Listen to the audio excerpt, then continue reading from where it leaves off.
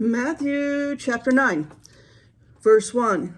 He entered into his ship and passed over and came into his own city. And behold, they brought him a man sick of the palsy, lying on a bed. And Jesus, seeing their faith, said unto the sick of the palsy, Son, be of good cheer, thy sins be forgiven thee. So now here, sin is not the immediate cause of every injury or illness. John 9, 1 through 3.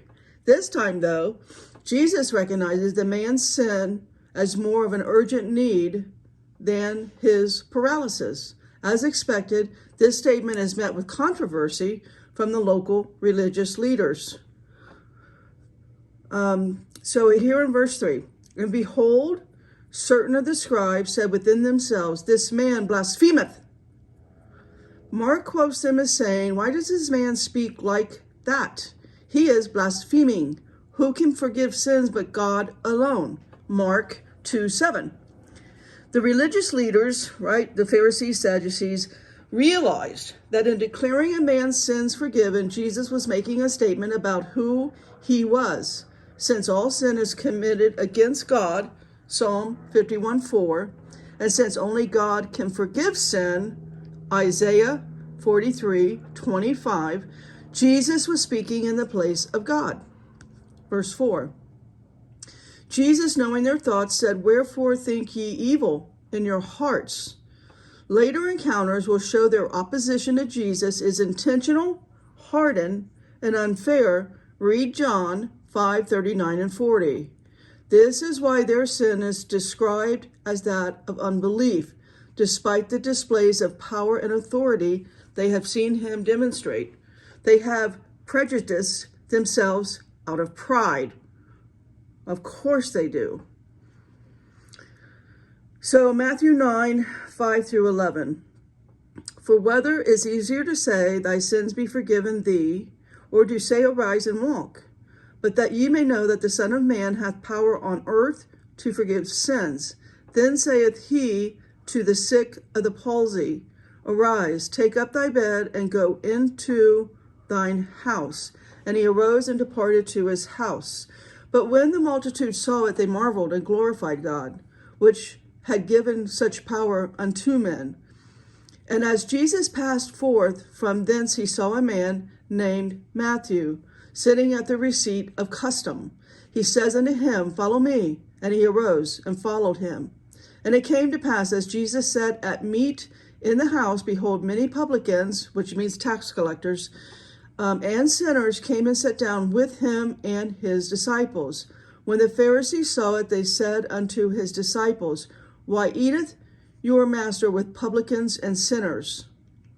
So, discretion, in this timeline, we got to understand the culture of the day. Discretion about a person's companions was unwise. 1 Corinthians 15:33, Psalm 1:1. However, the Pharisees were brutally arrogant, and their rules of conduct came to carry nearly the weight of the law itself. Jesus simply ignored rules and standards that went beyond the requirements of the law. Verse 12. When Jesus heard that, he said unto them, They that be whole need not a physician, but they that are sick. So Christ was introducing them to himself as the only way to be forgiven and redeemed. He was showing them the true face of God, full of love and compassion for them. Let's read the next three verses, 13 and 15. But go ye and learn what that mean. I will have mercy and not sacrifice, for I am not come to call the righteous, but sinners to repentance. Then came to him the disciples of John, saying, Why do we and the Pharisees fast oft, but thy disciples fast not? And Jesus said unto them, by the way, the disciples there, in case I may have glossed over that too quickly, the disciples of John is John the Baptist. So John the Baptist is teaching until his head is cut off. He is teaching. He too has disciples, and they too fast. And that's what they're referring to, is we are fasting because John tells us to. Why are your disciples not fasting? That's what's going on there. So Jesus says unto them, can the children of the bride chamber mourn as long as the bridegroom is with them? But the days will come when the bridegroom shall be taken from them, and then they will fast. So Jesus is letting them know. In the Old Testament, God himself is described as the bridegroom. Isaiah 54, 5 and 6, Hosea 2, 16 to 20. The Pharisees may have caught this connection to Jesus' claim and resented the implications. Perhaps John the Baptist's disciples were more open to it since John himself had used this language to describe his relationship with the Messiah. The one who has the bride is the bridegroom. The friend of the bridegroom who stands and hears him and rejoices greatly at the bridegroom's voice. Therefore, this joy of mine is now complete. John 3:29, Matthew 9:16. No man putteth a piece of new cloth unto an old garment, for that which is put it in to fill it up taketh from the garment, and the rent is made worse. All right, so Jesus is insisting that he is introducing something new. Judaism, especially as practiced by the Pharisees, is the old cloth.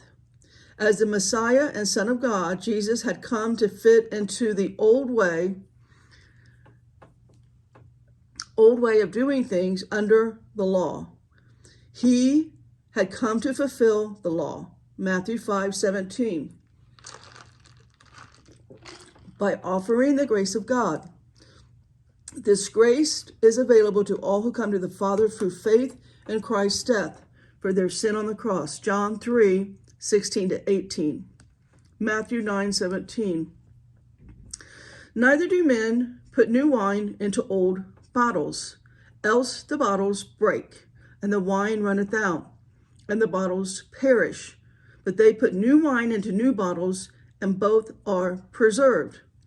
Wineskins in this era, in this culture, this timeline, were created from the skins of animals. When a wineskin was first cleaned and tanned and made ready for use, it was flexible and stretchy. It could expand as the liquid inside of it fermented and gave off gases during the transformation into wine. An old wineskin, though, had lost its flexibility, it became brittle. Being closed off for another fermentation process would cause the skin to split as pressure built, spilling the wine and destroying the skin.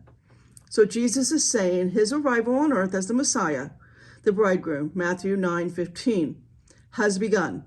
The new era of the kingdom of heaven. The old ways of Judaism are the old wineskin. The ways of the kingdom will not fit in to those old religious practices and observances. New ways are coming that will be practiced by those Jew and Gentile alike who come to God through faith in Jesus. In other words, Jesus was not going to fit in the ways of his kingdom into the ways of Judaism to make some kind of hybrid religion. He was starting something new.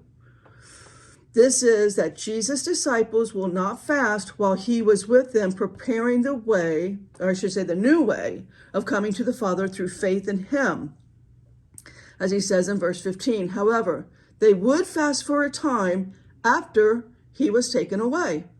Verse 18, while he spake those things unto them, behold, there came a certain ruler and worshipped him, saying, my daughter is even now dead, and come and lay thy hand upon her, and she shall live. The ruler who knelt before Jesus to beg for his daughter's healing was a man named Jairus, a ruler of the Jewish synagogue, Mark 5:22. Matthew also shows the man telling Jesus that his daughter is already dead. Luke, though, describes the man's only daughter as 12 years old and dying. Luke 8:42. By the time Jesus gets to Jairus' house, the girl is dead. Matthew 9:19 to 22. Jesus arose and followed him, and so did his disciples. Behold, a woman which was diseased with an issue of blood 12 years came behind him and touched the hem of his garment. For she said within herself, if I may but touch his garment, I shall be whole. Jesus turned him about, and when he saw her, he said, daughter, be of good comfort. Thy faith hath made thee whole. and the woman was made whole from that hour. Jesus noticed this, when this woman touched his cloak, he turns and calls her daughter, telling her to take heart, using the same Greek term spoken by the paralyzed man in Matthew 9:2, as well as to the disciples when he encouraged them in the face of persecution, John 16:33. Jesus credits her faith as the trigger for her healing. In an instant, she was healed. Matthew 9:23-26. When Jesus came into the ruler's house and saw the minstrels and the people making a noise, he says unto them, Give place, for the maid is not dead, but asleep. And they laughed him to scorn. But when the people were put forth, he went in, took her by the hand, and the maid arose. And the fame hereof went abroad into all the land. This is one of Jesus' greatest miracles so far. Of course, he's going to rise Lazarus, right, after being dead 4 days. But so far, this is his greatest miracle. It connects him to the prophets Elijah, 1 Kings 17:17-24, Elisha, 2 Kings 4:17-37, who were both used by God to raise to life children who had died. The difference between them and Jesus was that neither Elijah or Elisha claimed to be the Messiah, the Son of God. Jesus will again raise the dead in a more dramatic fashion, as I've already said with Lazarus, John 11. Matthew 9:27-29. When Jesus departed, then 2 blind men followed him, crying and saying, Thou, Son of David, have mercy on us. And when he was come into the house, the blind men came to him, and Jesus says unto them, Believe ye that I am able to do this? They said unto him, Yea, Lord. Then touched he their eyes, saying, According to your faith, be it unto you. It is Christ's power, the power of God, that restores their sight. Their faith contributes to their healing to the extent that their faith is in Jesus and nothing else. Because he is the object of their faith, they will be healed by him. Matthew 9:30-34. Their eyes were open, and Jesus straightly charged them, saying, See that no man know it. But they, when they were departed, spread abroad his fame in all that country. As they went out, behold, they brought to him a dumb man possessed with the devil. And when the devil was cast out, the dumb spake. And the multitudes marveled, saying, It was never so seen in Israel. But the Pharisees said, He cast out devils through the prince of the devils. So here, a Pharisee named Nicodemus comes to Jesus under the cover of darkness and admitted, Rabbi, we know that you are a teacher come from God, for no one can do these signs that you do unless God is with him. John 3:2. Matthew 9:35-36. Jesus went about all the cities and villages, teaching in their synagogues, preaching the gospel of the kingdom, and healing every sickness and every disease among the people. When he saw the multitudes, he was moved with compassion on them. They fainted. They were scattered abroad as sheep, having no shepherd. Jesus feels compassion for a specific kind of misery symbolized by the image of lost sheep. Instead of shepherding the people of Israel with kindness and mercy, the Pharisees and other religious leaders judge, intimidate, and bully the people into following rules and procedures not even found in the law of Moses. The people are helpless against these leaders, since their participation in the worship of God and the life of the community is dependent on the approval of these men. That arrogance, that pride, it's throughout. Jesus' compassion and sympathy are another connection to God the Father. Psalm 103:13-14. His impulse to shepherd the people points again to the fact that he is the Messiah. Micah 5:4. Matthew 9:37. Then saith he unto his disciples, The harvest truly is plenteous, but the laborers are few. They are leaderless. They are harassed. Many are ready to be spiritually harvested, in the sense that they are ready to believe in Jesus as the Messiah and follow him on the path to eternal life. John 4:35. The problem is that there are too few laborers to go out among the people and bring the good news, this gospel of Jesus. Luke 10:2 contains the same statement. Now, Jesus asked his followers to participate in the solution to this problem. He asked them to pray earnestly to the Lord of the harvest that he would send more and more laborers out with this message. Jesus identifies two roles that the believers can serve: praying earnestly and going out as laborers with the gospel. In the following chapter, Jesus will send out his disciples to participate directly in the harvest. And that's in Matthew 9, verse 38. Pray ye therefore the Lord of the harvest. He will send forth laborers into his harvest. So that's what we're told to do, guys. We're not told to go to church. We're told to be laborers. Go after the wheat, go after the corn, go after the stones, go after the trees, the palm trees, right? We are told to spread the word.